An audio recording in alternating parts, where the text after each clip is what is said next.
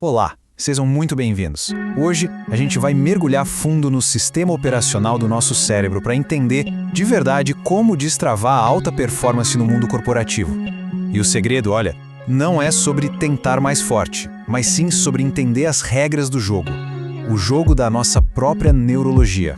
E para começar, uma pergunta que talvez mude a forma como encaramos as coisas. E se aquela procrastinação, aquela falta de vontade para começar um projeto não for uma falha de caráter? E se for, na verdade, o nosso cérebro fazendo exatamente o que ele foi programado para fazer, economizar energia a qualquer custo? Bom, essa aqui é a nossa jornada de hoje. Vamos passar por 5 etapas. Primeiro, entender como funciona um cérebro de alta performance. Depois, o segredo do piloto automático para poupar energia. Em seguida, uma armadilha perigosa que nos sabota. Quarto, o jogo social da mente. E, por fim, o mais importante, como instalar novos comportamentos na prática. Ok, vamos lá. Primeira parte. O ponto de partida para entender a alta performance é aceitar um fato que é fundamental. O cérebro humano é uma máquina obcecada, mas obcecada mesmo, por eficiência energética. E aqui está o pulo do gato. A busca por performance não deveria ser sobre se sentir motivado. Sabe por quê? Porque motivação emocional é instável e gasta uma energia danada. O jogo, na verdade, é sobre disciplina fisiológica. É sobre criar sistemas que funcionem gastando o mínimo de combustível cerebral possível. Então vamos avançar para ver como isso funciona no dia a dia. Para economizar esse recurso tão precioso que é a energia, o cérebro tem um mecanismo simplesmente genial. Ele automatiza tudo o que ele consegue. Para ficar fácil de entender, vamos usar uma analogia. Pensa no cérebro como se fosse uma grande empresa. O córtex pré-frontal, essa parte da frente, é o CEO. Ele toma as decisões difíceis, lida com as novidades, planeja, mas o custo disso é altíssimo. Ele gasta uma energia absurda. Agora, os gânglios da base, que ficam mais no centro do cérebro, são a fábrica. O que eles fazem? Executam tarefas repetitivas e fazem isso de forma rápida, barata e, o melhor de tudo, automática. Essa tabela aqui resume tudo. Olha a diferença. O CEO é lento e caro, a fábrica é rápida e barata. Então, a grande chave para alta performance é saber delegar. É tirar as tarefas repetitivas da mesa do nosso CEO mental e transferir para a fábrica automática. E o nome técnico para esse processo de delegação é habituação.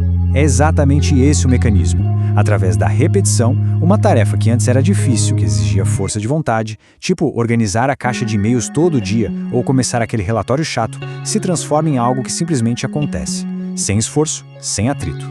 E os benefícios disso são gigantescos. A ação vira quase um instinto. Aquela necessidade de buscar motivação simplesmente desaparece. E o mais importante, libera a nossa energia mental, a energia do CEO, para focar no que realmente importa. Resolver problemas novos, ser criativo, pensar estrategicamente. O esforço para dar o primeiro passo praticamente some. Mas claro, mesmo com bons hábitos, o nosso cérebro tem suas armadilhas. E essa que a gente vai ver agora é uma das mais perigosas para a produtividade. Um verdadeiro autogolpe neurológico. O nome da cilada é efeito de substituição. Funciona assim. Quando a gente anuncia para todo mundo uma meta ambiciosa, vou liderar um novo projeto da empresa, ou esse trimestre eu vou bater todas as metas. O cérebro libera dopamina, que é um neurotransmissor da recompensa. Ele dá uma pequena dose de prazer como se a gente já tivesse conquistado aquilo.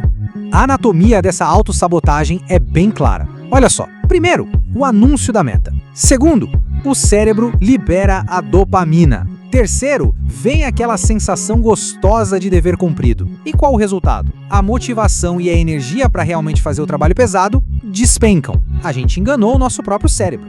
Portanto, a regra de ouro para evitar isso é muito clara. Primeiro a ação, depois o anúncio. Manter os projetos importantes em um tipo de sigilo prático até que eles já tenham ganhado um pouco de tração não é um capricho. É uma estratégia neurológica inteligente. Ok? Mas alta performance não é só sobre gestão interna, sobre o que acontece dentro da nossa cabeça. Depende e muito de como a gente interage com as outras pessoas. Então, vamos falar agora de inteligência interpessoal, de como navegar no complexo ambiente social de uma empresa. E a ferramenta para isso é algo que os cientistas chamam de teoria da mente. Não é ler pensamentos, calma. É a habilidade de criar um modelo mental do que pode estar se passando na cabeça dos outros. Quais são as intenções de um gestor, os medos de um cliente, as inseguranças de um colega. Usando essa habilidade, a comunicação pode ser calibrada de uma forma muito mais eficaz. Em vez de apresentar uma ideia de frente, o que pode ativar as defesas e o viés de confirmação da outra pessoa, é possível enquadrar a mesma ideia de um jeito que se alinhe com o que ela já acredita ou valoriza. Isso facilita muito a persuasão e a colaboração. E agora, a gente chega na parte final, a mais prática de todas. Como é que a gente instala, de fato, esses novos comportamentos de alta performance, contornando a resistência natural do nosso próprio cérebro?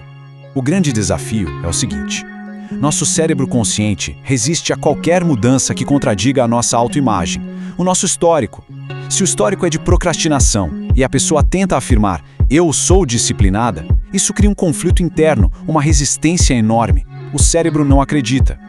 A chave, então, é achar um jeito de burlar esse filtro crítico. E uma técnica poderosíssima para isso é a ancoragem. É condicionamento clássico puro e simples. O processo é o seguinte: primeiro, escolhe-se um gatilho único e consistente. Pode ser uma música específica, o ato de se sentar em uma cadeira de trabalho, um horário fixo. Segundo, esse gatilho é associado repetidamente ao início de uma tarefa de foco. Com o tempo, só de acionar o gatilho, o cérebro já entra no modo de trabalho de forma automática. E existem outras ferramentas nesse arsenal. A reavaliação cognitiva, por exemplo, que é mudar a interpretação de uma falha, de fracasso para dado. O locus de controle interno, que é focar a energia só naquilo que está sob nosso controle direto.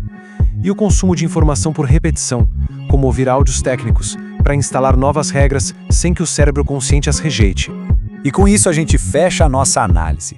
Entender a neurobiologia da performance é o primeiro passo, mas a verdadeira transformação acontece na aplicação. Então, a pergunta final para reflexão é essa: qual processo, qual pequena tarefa do dia a dia vai ser a primeira a ser transferida da mesa do CEO para a eficiência da fábrica do cérebro?